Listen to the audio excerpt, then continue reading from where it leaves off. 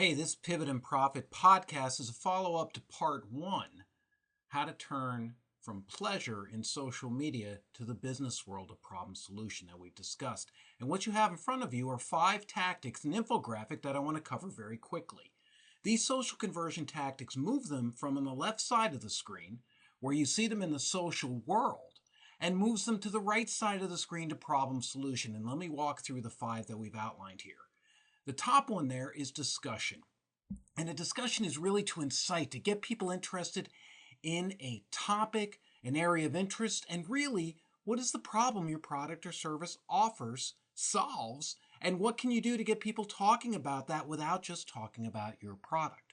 What you want to do is anchor them in it and find out those issues that surround it and create topical discussions related to time of year, related to specific problems people have, maybe something's in the news, but most importantly, take a stand, ask people their opinions, and seek out those pundits in social media, the people that other people respect, the experts, and invite them into the discussion for their opinion. Interview them.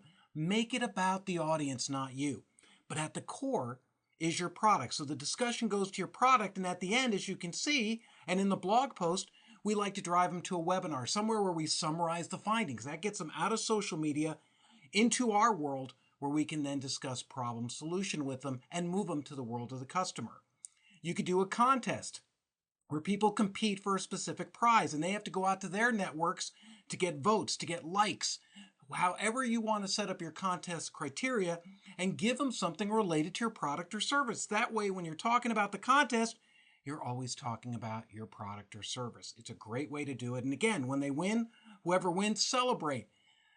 Put out a big statement to them and show people what's going on and invite them again away from social media to your world, and then find out how those people who were following the contest, who are interested in the product or service that the problem is solved by, and get them into problem solution. Invite them to take the next step. Rewards is another one.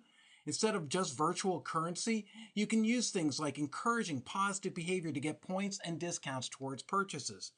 One of the ways this is done, as I note in the blog post, is to actually have a reward system so that when people come from social media to your site, they get an immediate reward for coming from that social media place. You give them that reward, and then if they invite others in and introduce them to your product, put some more rewards in so that they do the promotion and the introductions for you.